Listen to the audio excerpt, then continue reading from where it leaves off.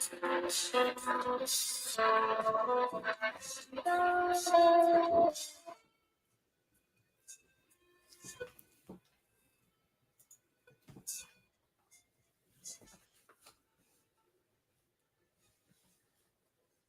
evening, ladies and gentlemen. Welcome back to the Shadow and Sun Show, and welcome back to another one-on-one. This time, I'm talking to Bill, from Paint Minis Live. How you doing? I'm doing well. How about yourself, Shadow? Another day in paradise. There you go. Mac, Brian, welcome to the show, guys. I expect some more folks in here from both of our channels to come in, and I'll try and keep up with you guys. Unlike last night where you guys are just killing me in the chat. It was crazy last night. It was awesome. It was freaking awesome. Even though there were other people, doing shows. And that's one thing I will ask is if, when you're a little more into it, you try to, not step on anybody's toes. It's going to be hard, and if you're going to do it, and somebody's doing a show, say, sorry, man, you do it either earlier or later. But, invariably, there's going to be somebody on. Hopefully right now we're not doing any stepping on any of the toes. But, yeah, I know, right? Brian says not possible. And apparently you sent a song over to Brian. Oh, I sure did. I sent him a little intro song and video kind of thing that I put together. I did all right. I'm hoping to get some feedback from him to see if we can make it a little bit more weirder and a little bit more World War II for him. I can't wait to freaking hear it. I honestly can. I'll send you a copy okay. After the show. Yeah, just do him a favor and write him up an email or something to say this is yours, so that YouTube doesn't get weird about it, which they've never done with me. And I've got the documentation or whatever. I'm not going to go copyright it right now, but I probably should. It's so awesome. So for those of you out there who don't know Bill, Bill, why don't you tell us a little bit about yourself? Sure. So my name is Bill T. I run the channel Paint Minis Live, as Shadow said. Paint Minis Live is a channel that's dedicated to, just that. Live mini painting. There's no edits. I usually put on some copyright-free music in the background, and I'll paint, and I like to, talk with the community that Paint Minis Live has kind of cross-pollinated with all of these really cool other communities. But I like to call them the Paint Minis Live live chat lounge cats. So the cats all show up, and we like to talk about all things between video games, role-playing games, painting techniques, some general life stuff here and there. It's pretty light, something that is a good place to go if you're coming off of work and you just want to kick up your feet to something that's not so kind of thriller based. I see a lot of TV shows that are like super edgy or whatever, kind of that if you've ever watched a cooking show on Cooking Network or whatever, where it's always that really tight kind of thriller feel. This is the exact opposite. I kind of try and take the Bob Ross approach, but with a bit of a millennial spin to it. So the mission of Paint Minis Live, kind of our mission statement, is to spread the good word and the things that we enjoy about hobbying to as many people as we can, both those who are in the hobby and those who aren't. But we're just trying to, I guess, bring the hobby to the light, to the masses, so to speak, because I think there's a lot of positive things to be gained from not only painting miniatures, but just the community and the hobby in general. And that's basically Paint Minis Live in a nutshell. This is such a fantastic hobby.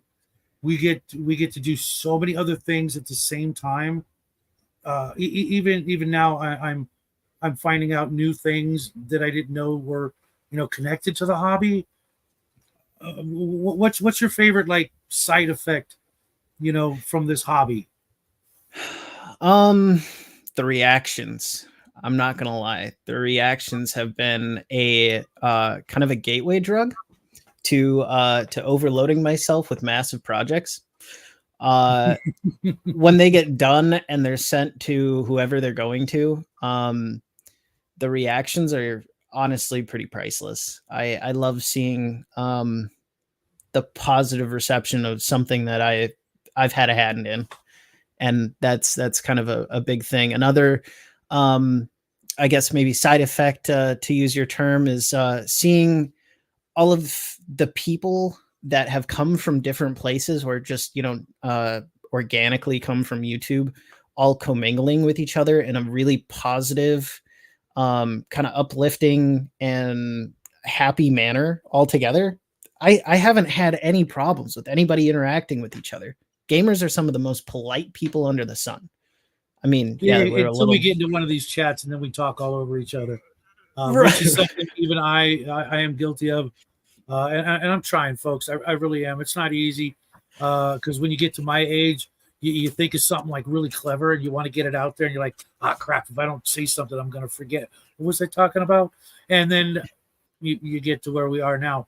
So how did you get into the hobby? Well, if I could, before I answer that, this is a prime example. Frost and Fists in the chat there. Frost and Fists is another kind of network that covers a lot of miniature painting stuff too. And I've been interacting with them, and we've kind of cross-pollinated as well. But I would have never known about them had I had not started doing any of this at all. Which has just been fun. You meet so many new people. It's great. And then to circle back around to your question, which was, sorry, I just really wanted to use them as an example because they're great guys. Awesome. Do they have a channel? Yeah, Frost and Fists. They're kind of a 40K centric painting channel. All right, I'll hit them up later. I sub to everybody, even if I don't watch it, regularly or something. My list of subs is crazy. Well, those two guys are definitely up your alley. They're very antic driven. It's a now I believe a triad of really close knit friends, and they kind of have the same banter that you got going on with your own stuff here at Shadow and Sons. So I think you'll find them pretty enjoyable to talk with. And they're Texan, awesome. Yeah, I'm heading to Texas as soon as I can, pull up stakes here. And so I'm sorry, I totally lost the last question. How'd you get into the hobby? Oh, yeah, I think I've said this once or twice before, but I originally had gotten a small comic book collection from my grandfather, which was a lot of Disney comic books that were not necessarily at like a high value or anything. Some people had, written their name in the cover and other things like that, which devalued them. But things like that. Sure, yeah, a lot of gold key stuff. Some Archies and other things like that. It's still just, they were still worth a little bit of money, but it wasn't crazy numbers or anything. But I had no clue really what the value of these were. So I ended up, after trying to do some research myself, I ended up contacting a local comic book and gaming store. And I went to the store and I talked with the store owner.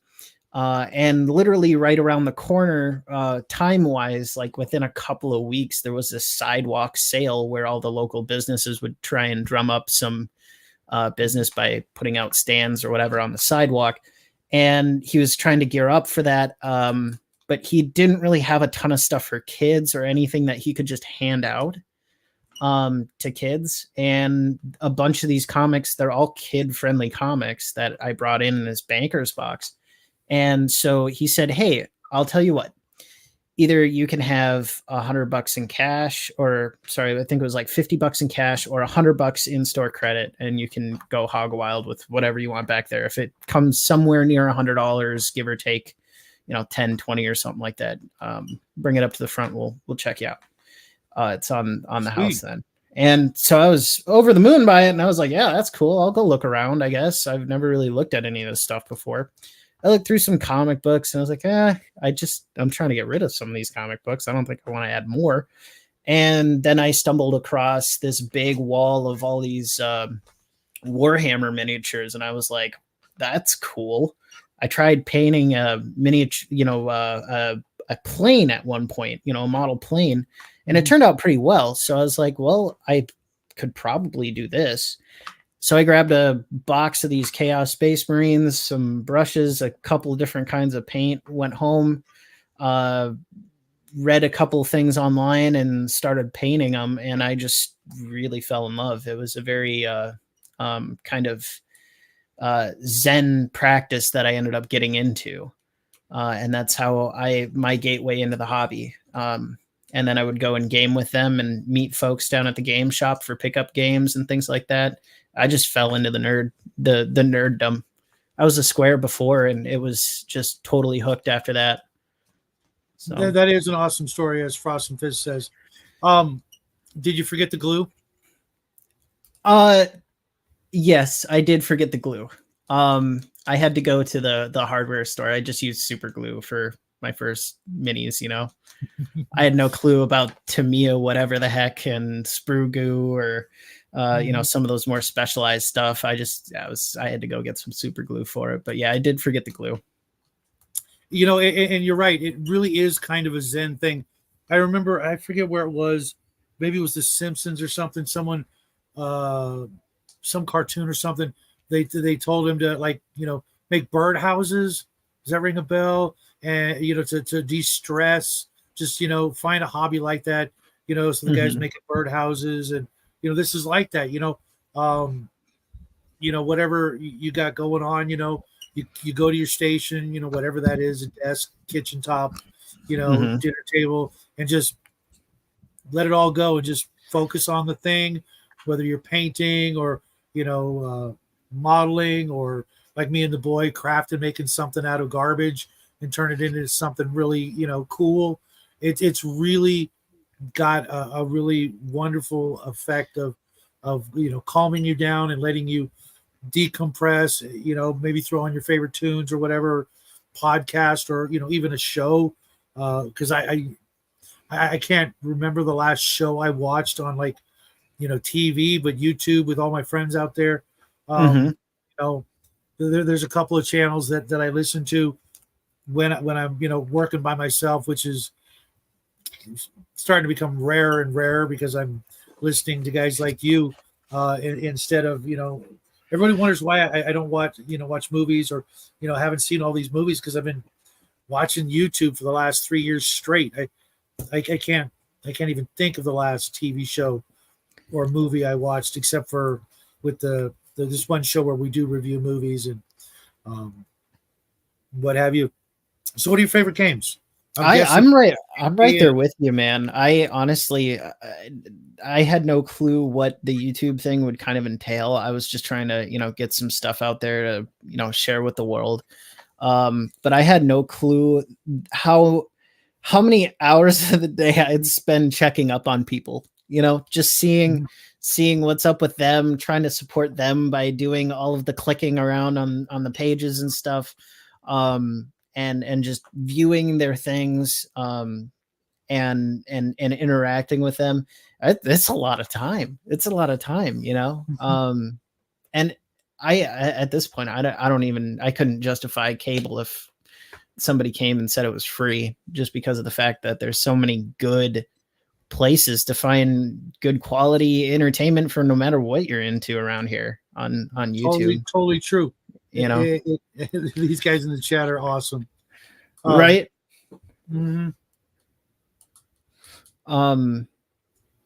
So what the let's see here. So what's my favorite games? Favorite games. Let's see. Magic I was really into for a long time. Obviously 40K is still still in the mix for me. I do enjoy some Warhammer. Dungeons and Dragons now is, since I've really gotten a huge warm welcome from that community. Dungeons and Dragons. I've started up my own game with my little niece. She's in high school. Perfect time to expose her to it. That's awesome. I've been playing Cairn. Let's see, I've got the book right here. Sounds familiar. Cairn there's the cover art for it. But it's by Yochi Gale. There you go. You can see it on the back there. Yochi Gale. Really easy pick up and play RPG system. And I've been playing Conflict by Kyle Schwant over at the Dungeon Delver channel every Wednesday. I've been hooking up with Bill Sylvian, Kyle, and a bunch of other friends there, and playing this game called Conflict. It's a really cool system, and it's catering towards kind of Cold War to modern day military kind of tactical shooter RPG with some investigative nuances in there. Very, very interesting homebrew game system. So, is there any chance of it going to market? Oh, it's already in market. It's on Drive-Thru RPG. You can find it on there. It's again Conflict by Kyle Schwant. No, tell them to go over Biggest Geekus. Yeah, and share with them, huh? Yep. Yeah. Okay. They'll do them a much better deal. And Joe and Randy are some of the greatest guys out there. They were, the first show I was ever on. And, as soon as you get a chance, do the same thing, pay it forward. You see somebody who wants to make a channel, bring them on your show and introduce them to all your friends and keep doing it. And you will never, ever, ever, ever run out of people to talk to. Do you ever watch your own videos? You ever watch your own videos? I do. And it's mainly because I'm still kind of getting into the, the production side of stuff with YouTube. Between how do I actually get music into the stream? I've had some mess ups in the past that people might, if they're coming over to PML, you might see a couple technical hiccups or glitches and stuff. And you got to kind of take it on the chin, but I rewatch that stuff to just try and, at the end of the day, put together a bit better of a show and to kind of do that. Hey, what's up, mate? Wave of Mutilation. That's another guy from Dungeon Delver coming in. But yeah, I do watch them on occasion. The rest I just kind of let it go because I'm doing it live, and you can't really edit anything out of that. Otherwise, it's not really Paint Minis Live anymore. It's Paint Minis pre-recorded or whatever, So. Our good friend James has a question for you. What do you use to make music? Guitar, Vox, PC, soft synths? Yeah, that's a great question. I use a guitar, I use a PC and some software synthesizers. I have a pretty decent amount of hardware for music. I've got a 1960, I think it's 69 Gibson SG remake in cherry red, and then a Epiphone Dobro as kind of a practice guitar, round neck Dobro, and then some Rolly equipment for doing the actual like programming and stuff. And then Ableton Live for doing some of the video editing and the actual like composition of stuff. So that's what I've been using. So you just been doing any collaborative work? We got a couple of fellow musicians out here in Bring it on family. James L does some good stuff. And every channel out there, in my opinion, if we could get you guys all to have your theme song, your music made by somebody in the community, that would be freaking a dream come true. Right. I've actually kind of, I've been scouting that out more and more. Kyle Schwant, the guy that I was talking about conflict, I'm actually going to be talking to him and saying, hey man, can I hire you up for some consultative work? Because I'd like to start a weights regimen. He does physical fitness training is his actual job. But he's in the community. I'd rather go to him than to go to, That's something else. That's something else we all could use a little bit more of. He should do some. One of the, there's a couple of folks out there that do health and mental health for gamers. That might not be a bad thing. Get us all off our butts and do some exercise or whatever, especially for us old farts. Yeah, I love watching Brian and Mel too.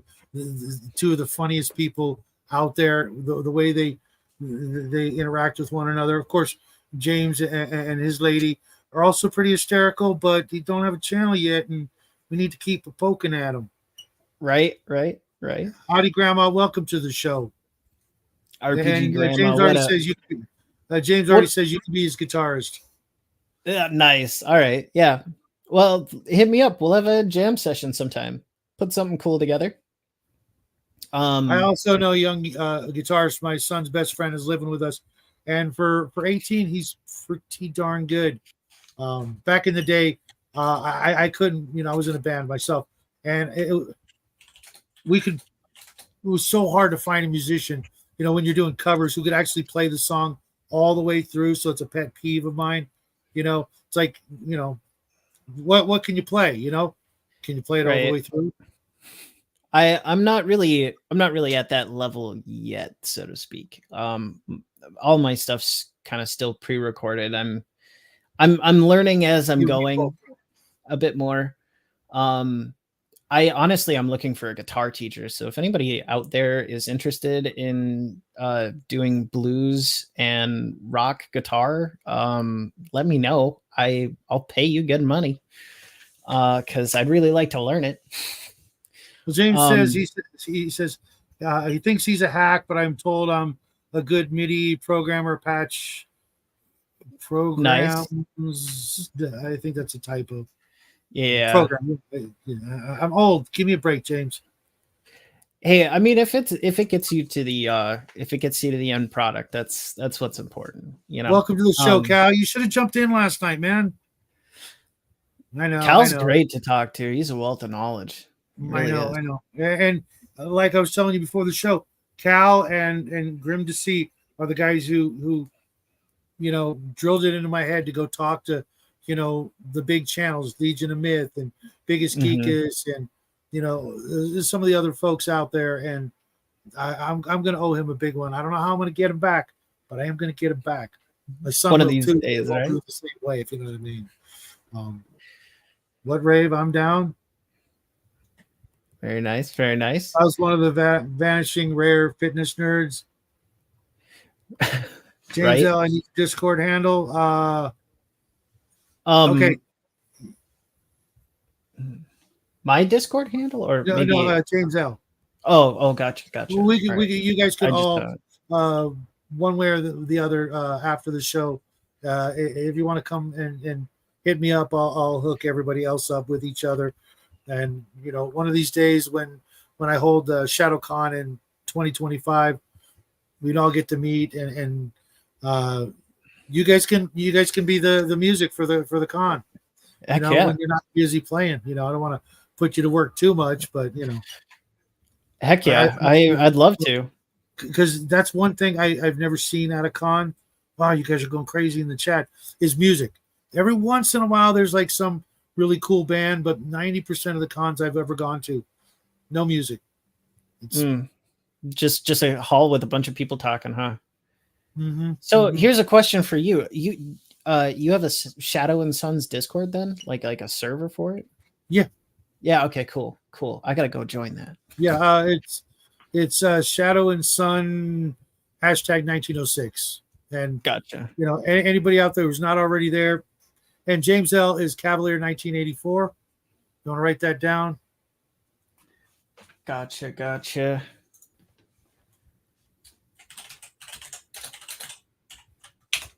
Shadow. Okay, James, I am not highlighting that.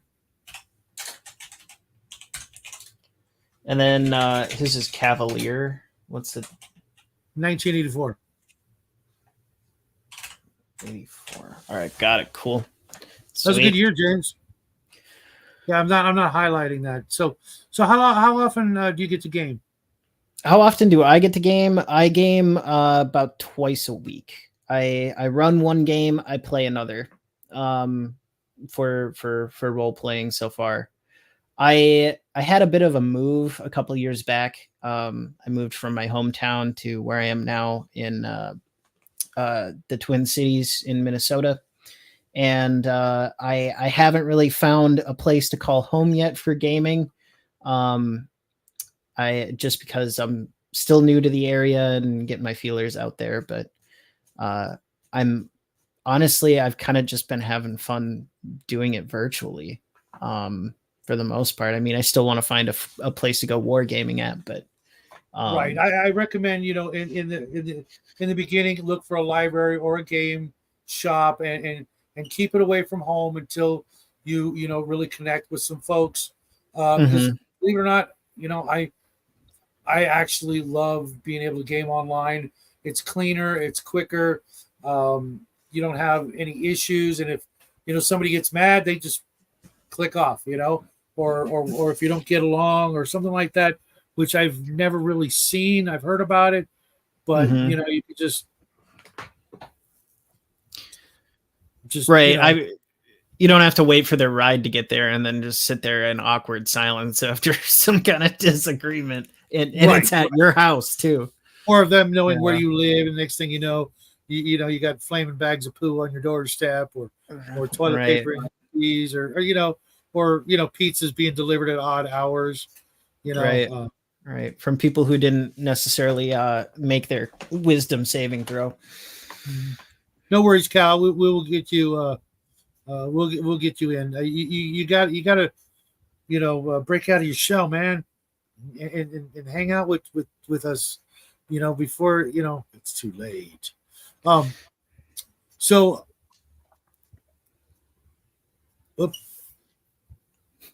somebody tried to message me. Do you have any other hobbies that are, not game related or music related, things you do that you like to share with the folks at home, and maybe, there's other folks that into that?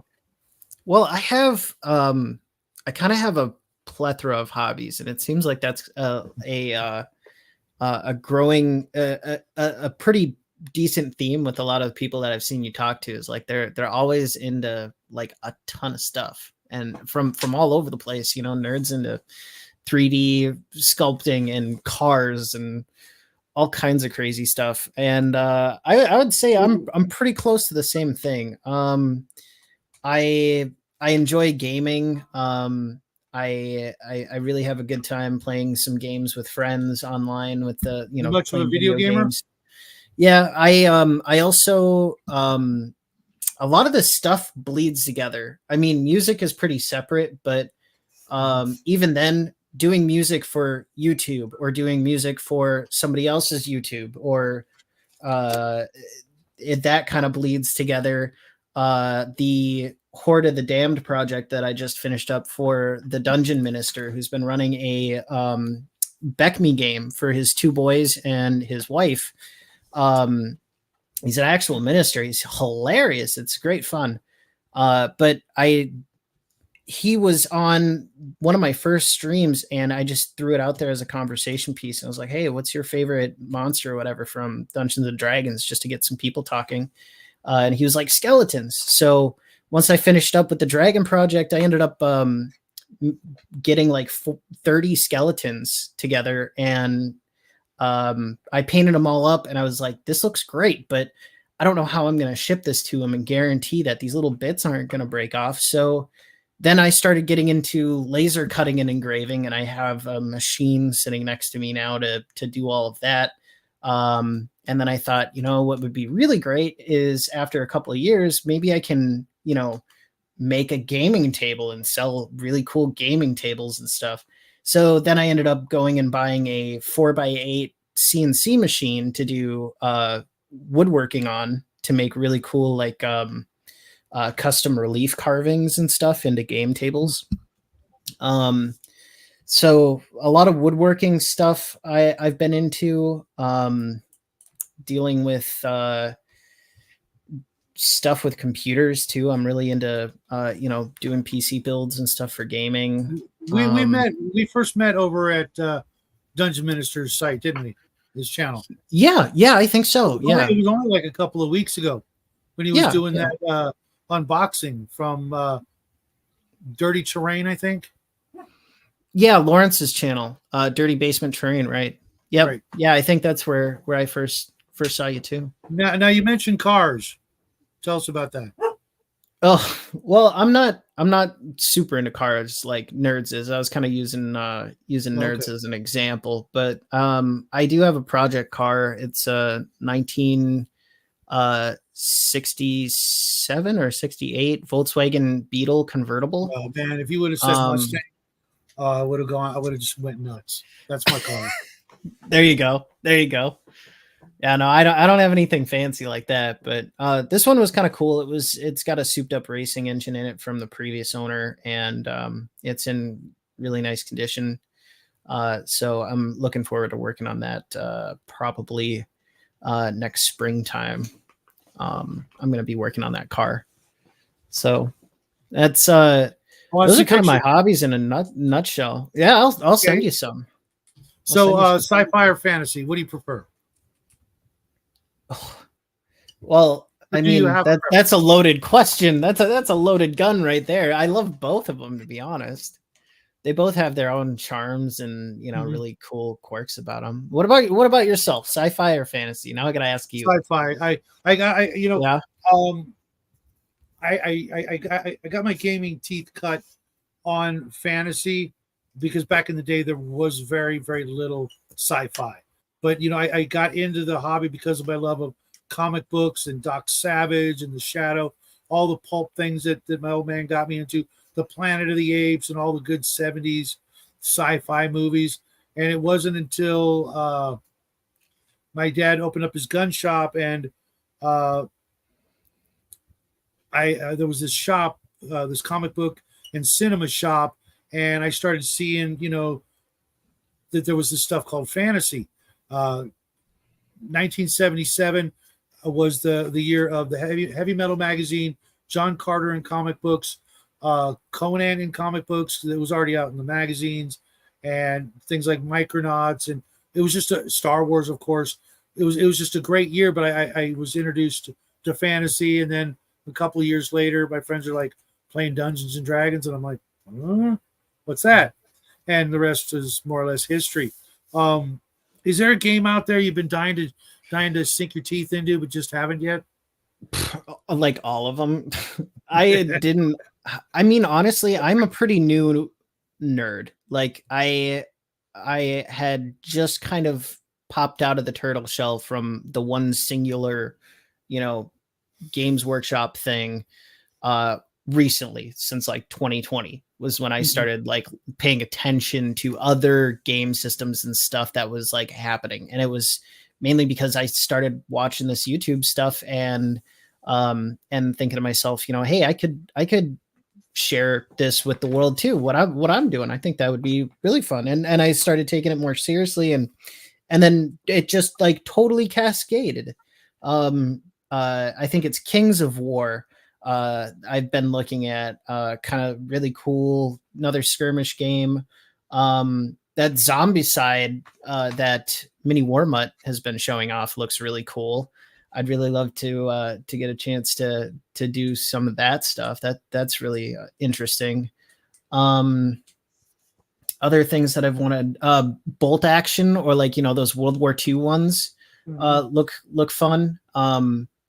If I was gonna pick a World War II one, I don't even know if I would go like bolt action. I'd probably go for like Conflict 76, or I think it's called Dust, something like that, where it's like alternate sci-fi.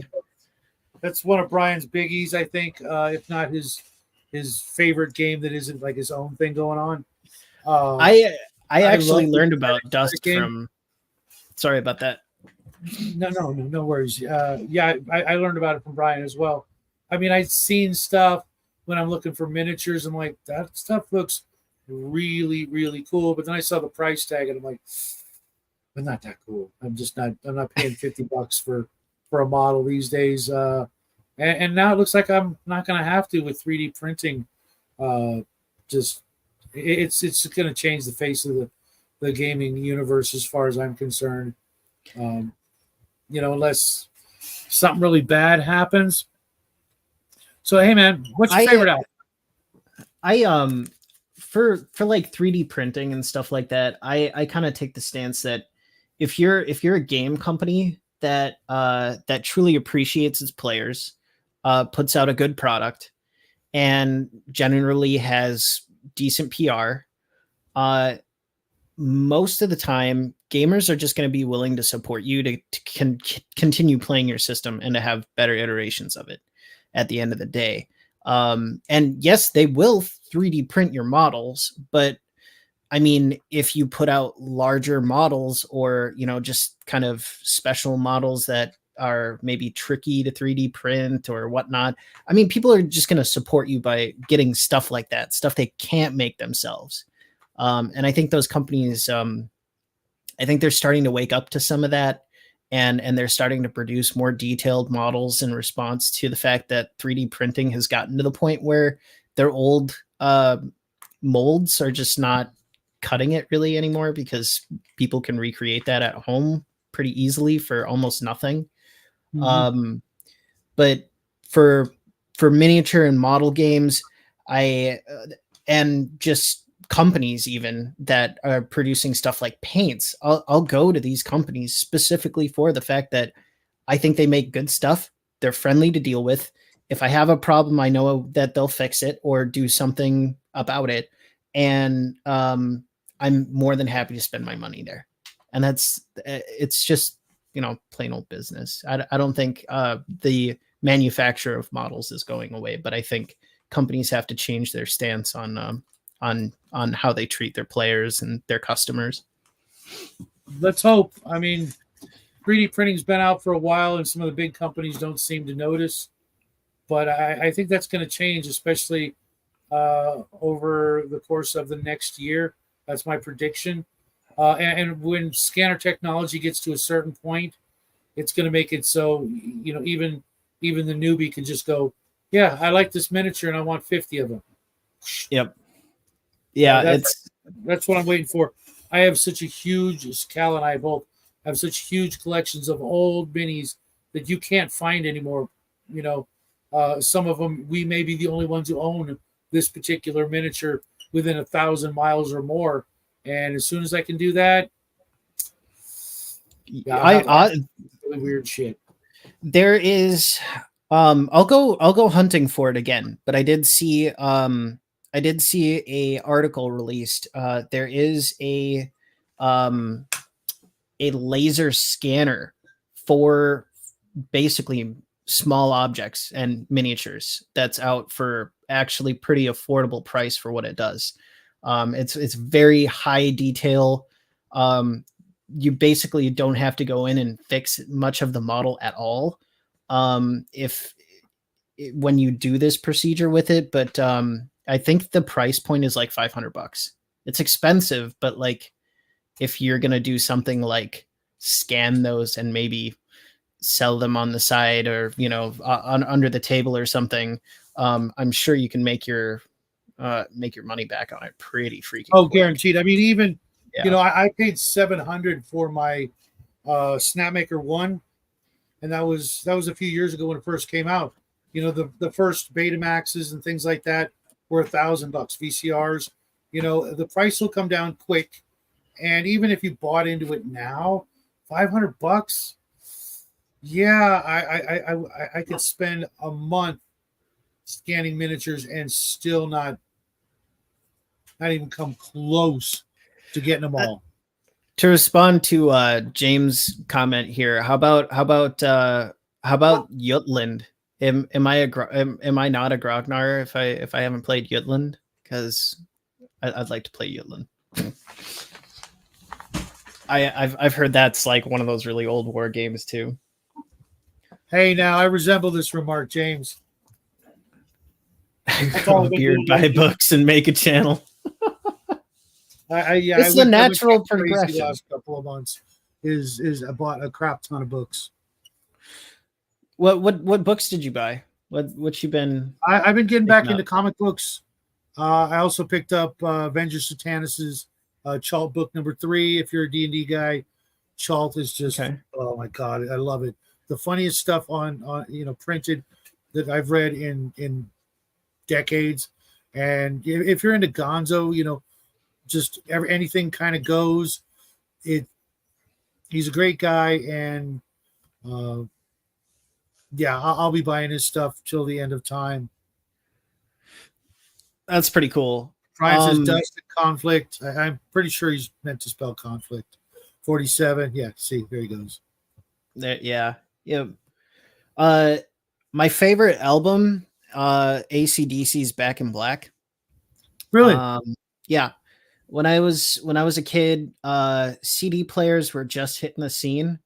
And my dad had like a collection of maybe 5 CDs, and then for Christmas they got me a CD player and like the soundtrack to Lion King. And I mean, I was really young, I couldn't give you a number, but I was probably like 6, 7 or whatever. I was still in like elementary school, but they gave me a CD player. Well, one night really late at night, I was like, Dad's got CDs and I have this CD player now, and I'm pretty sure like I can just put different CDs in here. It's not just the one. They all look kind of the same. I went downstairs, and the first thing I pulled out was AC/DC's Back in Black, and I brought it back upstairs with me. And, my exposure to music was, pretty tame at that point. My parents weren't really, they didn't listen to a ton of really hard stuff when I was, with them. But then I brought this thing upstairs, stuck it in the CD player, it spooled up, and I just remember the sound of that was staggering. I was like, oh my god, this is so cool. It sounds like a thunderstorm or something. I was totally blown away by it. My dad never found where that CD ever went. It eventually got lost way later on down the line, but that one CD, he was like, oh my god, where did I put that? And eventually I was like, yeah, I stole that from you when I was like 6. Sorry, but I did. So are you a big AC/DC fan now, or did you move on to stuff? I have a pretty varied taste in music personally, but AC/DC still remains one of my all-time favorite bands, and I think it's probably from that exposure point there that they're such a big part of my music kind of I guess base of music that I've listened to throughout the years. The one of the cover bands I was in back in the day, the guitarist and bass player brothers, that was their favorite band, and I saw AC/DC probably 10 different times, but never with Bon Scott. And I don't know if you're much of a Bon Scott fan. That guy had some serious character. He did. I love them both, to be honest. Both Brian and Bon are 2 really iconic singers for the band, and I think I'm happy they both were there. It's tragic for one, great for another, but it's I'm happy they both had a kick in the AC/DC discography. It's just always been a goal of mine to get to both the theory point and the playing point of that band. Mainly just because a lot of people say every AC/DC song sounds the same, and in a way they're kind of right, but there's a lot of theory that went into that. Those guys knew what they were doing, and so their first albums, weren't you know, I'm not going to say they were bad. They were soul searchy for sure. They were looking for their sound.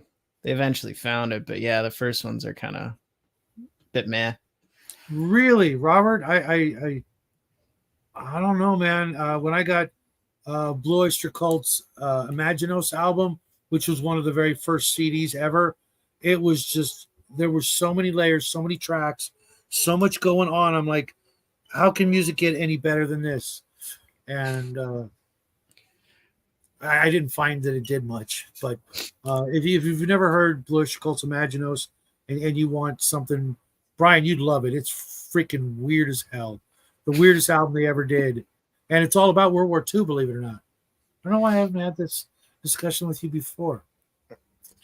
Well, thanks. What about you, Shadow? What's your musical go-to? Blue Oyster Cult, man. Blue Oyster Cult. Yeah. That's there you go. There you Since go. I was 14, I'm a metalhead. I was in a lot of metal bands. Judas Priest, Iron Maiden, Blue Oyster Cult, that sort of thing. Don't get me wrong, I like a lot of different types of music, but that to the hair, it's right there, That definitely isn't a calling card. No, not at all. Not at all. No.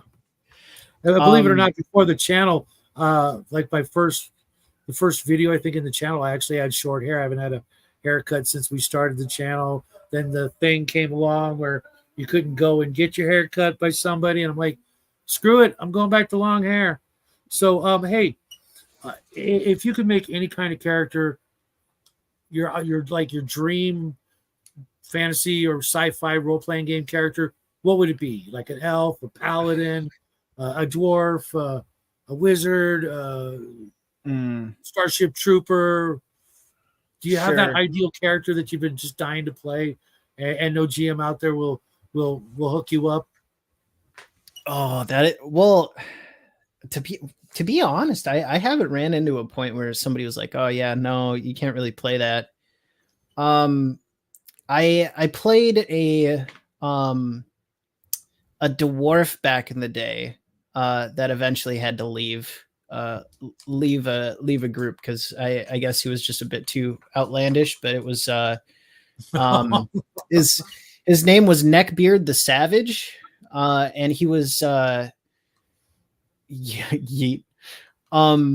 His name was Neckbeard the Savage, and he was a dwarf that was a alcoholic. He was kind of bigoted towards like elves and halflings and stuff.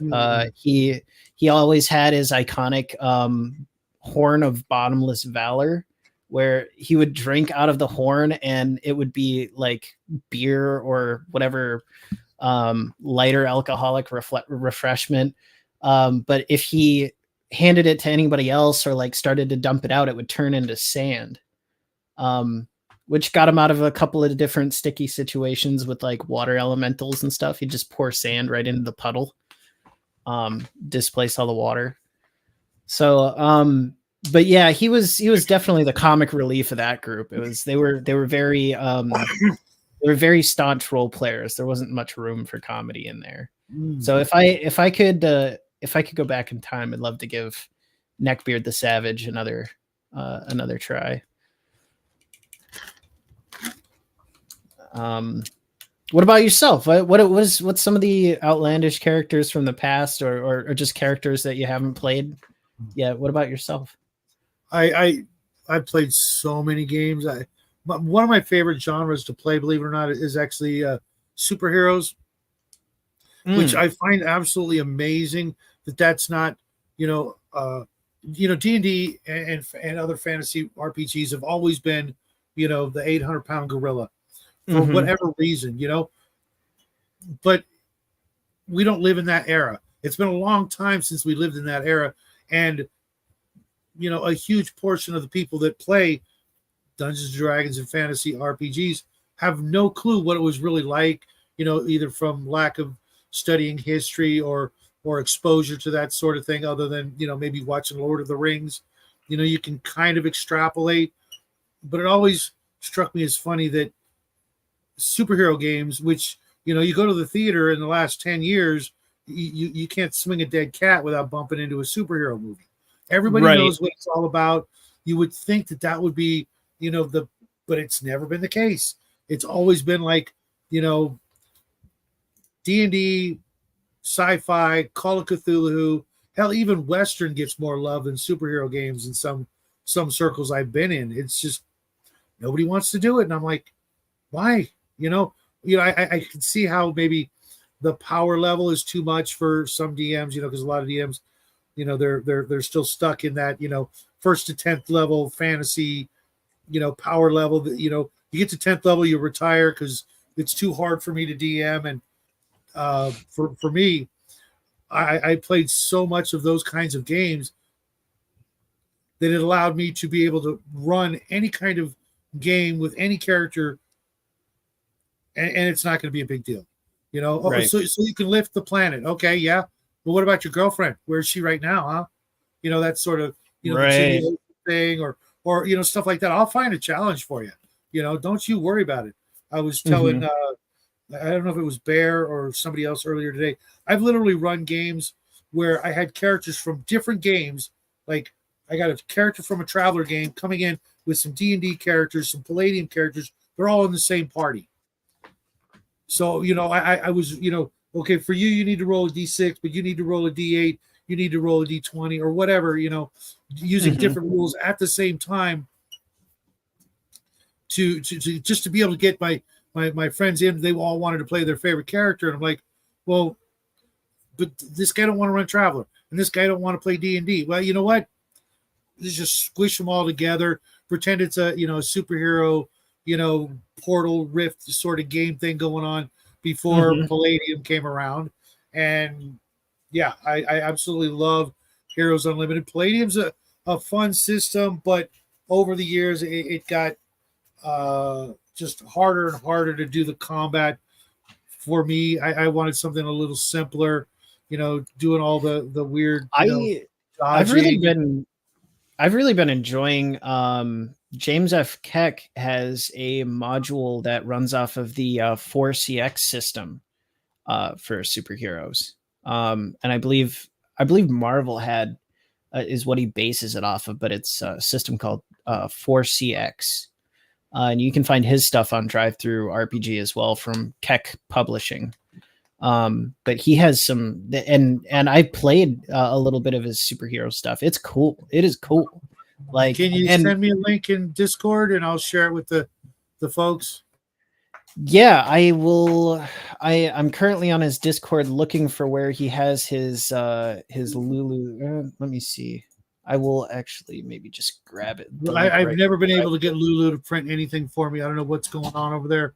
And yes, I loved Villains and Vigilantes, Palladium. I've got Big Eyes, Small Mouth. I used to have Superhero 44, 2044, I think it was called, the first superhero game ever. I will get that back in my collection because, like a dummy, sold it on eBay for $10, thinking, "Oh, this is crap. It'll never be worth anything." And sure enough, it's worth a pretty penny now. Now I'm hoping this works out. Thanks, where James. do you want it? Just sent over Discord or just right into the chat? Yeah, just regular Discord. Okay, all right. I don't know why people aren't. Some people don't really want to approach that that superhero setting. I mean, to me, it just makes it so that the story elements, they hit even harder, because now you're dealing with, it's just like Magic users and stuff in Dungeons and Dragons. I mean, they have their limitations. So do the superhero guys. It's just that world is a bit more, the stakes can get even higher then. You're not talking about just a village anymore. It's an entire city. And the day-to-day survival is a lot easier in a superhero game until you throw them in outer space or back in time or something like that. And it was the ultimate way to, especially, if you get bored easy, like you're tired of D&D and you want to play some sci-fi, but the players don't. You're just like, well, guess what? Guess what's happening next week? I just dropped that link for you in your Discord there. Awesome. I appreciate it. And I for Frost and Fist, talking about the super strength style characters being a little hard to balance, make them be the tank.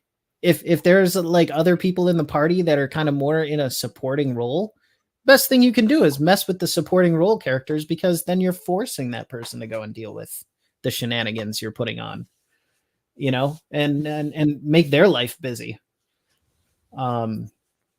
Which is kind of it requires a different mindset, I think in those kinds of settings. Well, I think part of it is that because everybody sort of cuts their teeth and gets their start in Dungeons and Dragons, they don't know how to go beyond that when it comes to the rules and that sort of thing.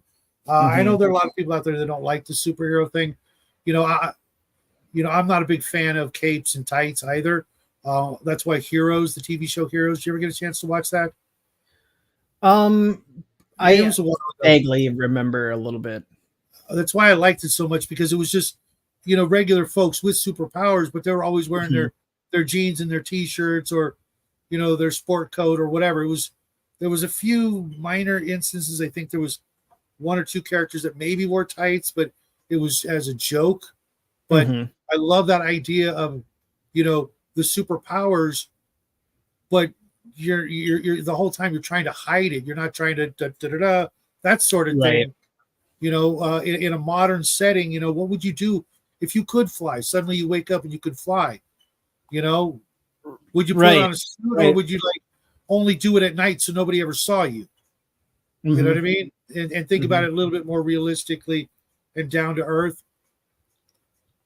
Yeah, superhero fashion is in need of a makeover big time. Or they would wear things like, motocross armor or something like that, so that, they don't look something like to blend. Something, that's not wearing the underwear on the outside, which, comes from back in the circus days of the turn of the previous century, where, the trapeze artists and the high wire guys were wearing things like that, so you could see them and they would stand out, and it got swiped by the superhero genre, and it definitely needs a makeover. Personally, I kind of think that's why superheroes like Iron Man or whatever got really popular. They stand out really hard from, that kind of aesthetic that everybody thinks of as that iconic superhero stuff. James, really one of these days, if you get the time, go find Heroes. You and your lady sit down and watch it, and you'll see what I mean. It doesn't have to be like that. It can be actually more about the characters and not like the super villain of the week or the month or whatever. There was, their own lives were their own worst enemies. The Thing wearing a trench coat. Yeah, that's another good example. But maybe in January I'll do some superhero stuff and do some chats like that. I got some other things planned for next year. But what have you got planned? What's in the future for you, man? Well, I was gonna just ask that question. Dang, you beat me to it. All right, I'll do mine first, but then you got to do yours. You got to give me a little crumb of what's in store for the future, Shadow and Sun. All right. Okay. So for Paint Minis Live, we're currently working on a project for Cal Vanoni, one of our longtime viewers. He sent me some dwarves and some orcs to paint out of his collection, and I couldn't be more thrilled and grateful to Cal for sending me these minis to paint up, because I really am excited to be a part of his collection.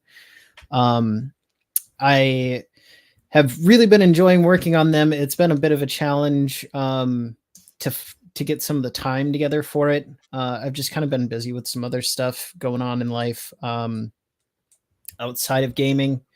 That is in painting, that's kind of hit some roadblockers here.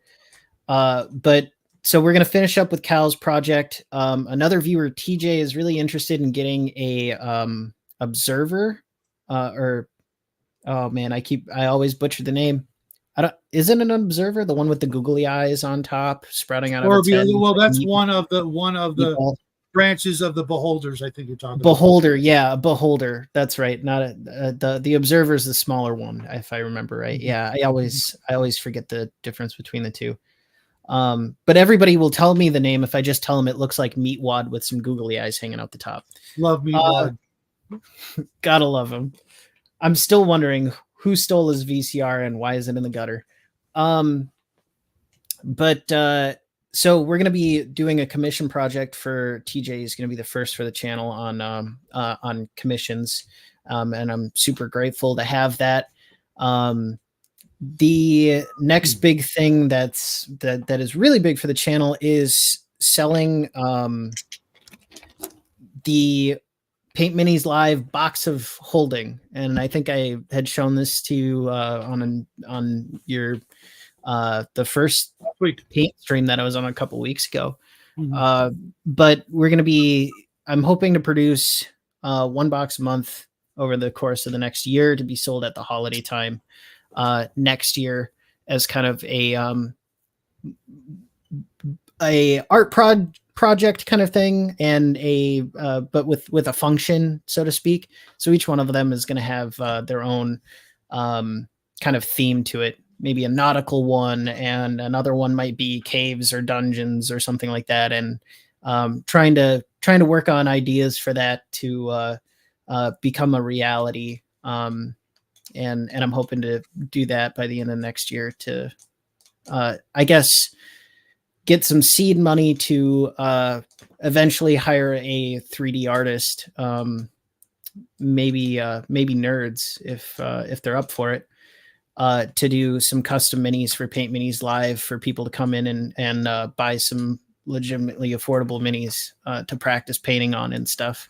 Sell little kits or something like that. So that people can get into the hobby a bit easier.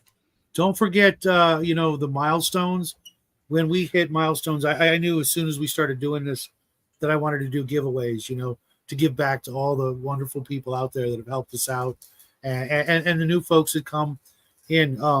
Think about, doing, even if they're small things, giveaways, like with what you did with us. When you hit a milestone, it's so much fun when you have people watching and you do some sort of raffle or something like that. Some of our favorite episodes have been when we've given stuff back out to our friends and family out there, just for sticking with us all these years, which it seems like forever, but it's only been 3 years. But when you look back on your first year of doing this, trust me, it's surreal when you think about what happened, in this digital space over the course of a year or 2 or 3, or for some of our friends 10 years.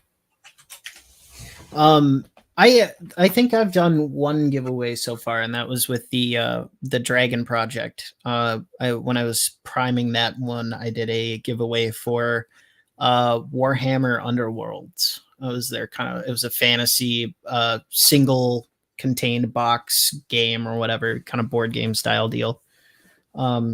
I have done that in the past. I'm trying to cook up some more ideas that are a bit more economically feasible, I guess. Well, believe it or not, for me, it seems like a kind of a no-brainer. You're a really accomplished painter, sending something that was painted by you. A lot of people have asked us, even though we're not that great at it, I'd love to get a painted mini by you. And I've had the same thought with other people that I've watched, growing up here, that, God, I would love for so-and-so to paint me a miniature so I could put it up on my shelf of honor, going, this was made by, or painted by so-and-so, and have it, to treasure, so to speak, right. as long as I'm given that opportunity.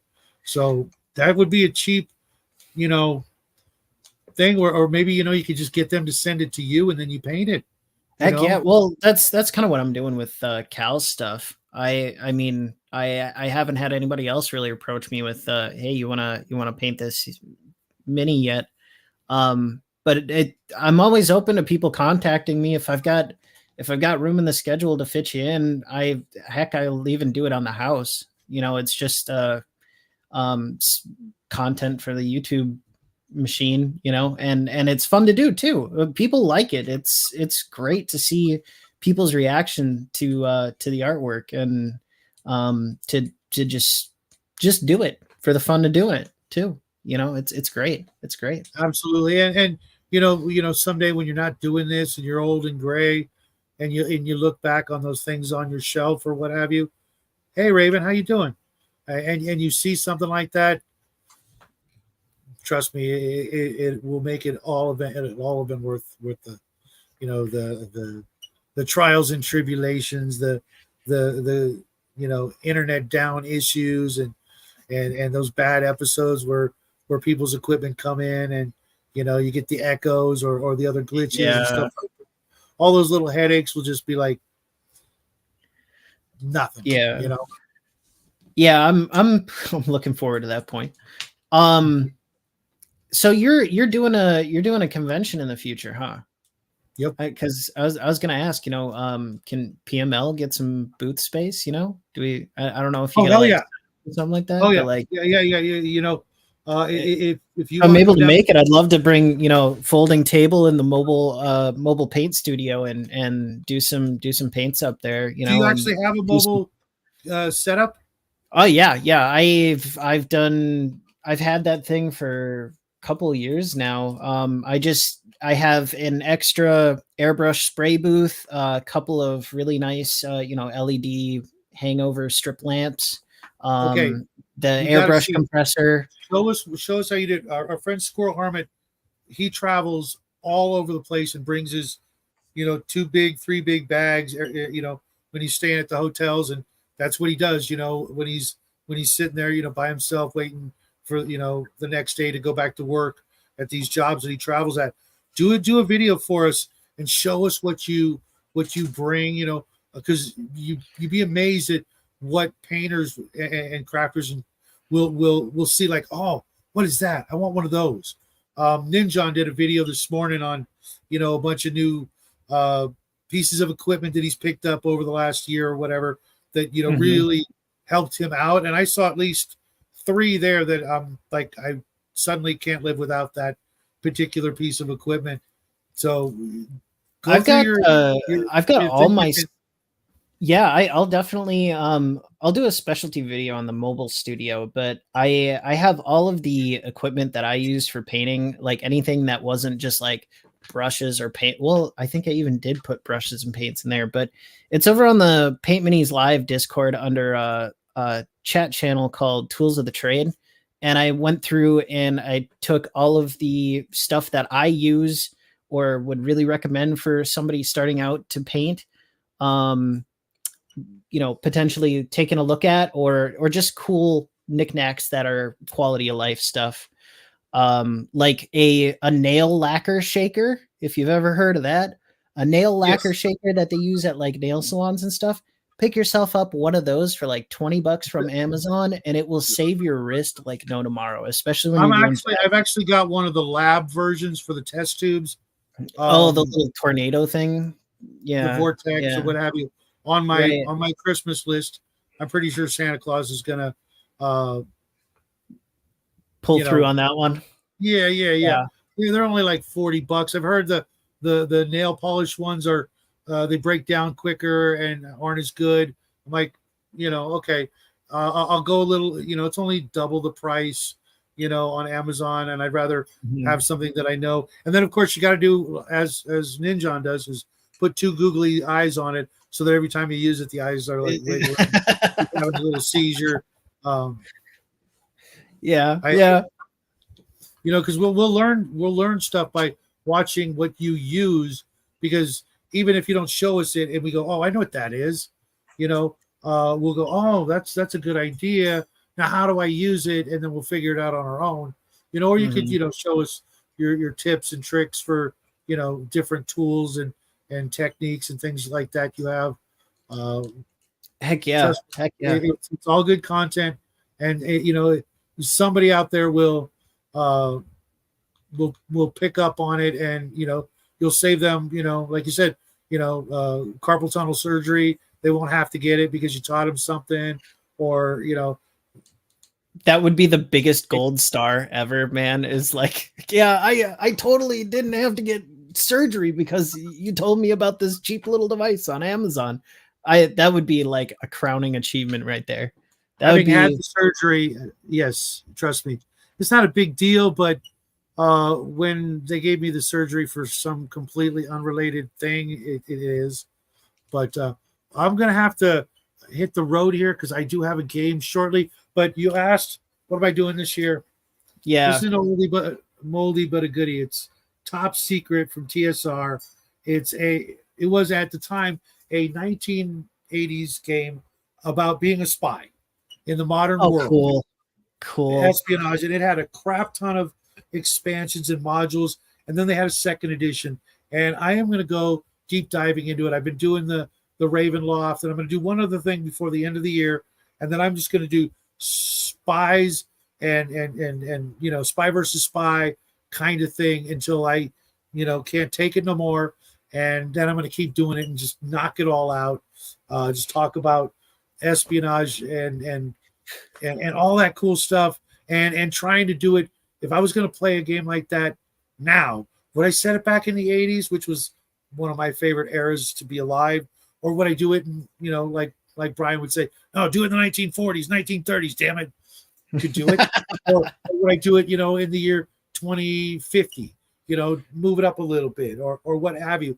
But just, the whole espionage thing, for personal reasons. And it was always fun to watch, James Bond and Maxwell Smart, and, even Inspector Gadget was a spy of sorts. There's some spy guy or gal out there that you probably loved growing up. And that's what I'm going to be doing. I hope you guys will enjoy it.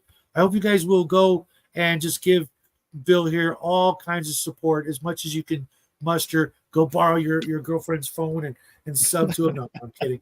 Just whatever you can do, to share out his content, and hit him up in the Discord or in his comment section and start conversations and get to know him. He's a great guy. I wouldn't have had him on the show if it wasn't otherwise. I'm a very, very good judge of character, and I've yet to misjudge anybody. I think that's a safe guess. From my previous experience, I had to get to know people really, really well, and and put little clues together.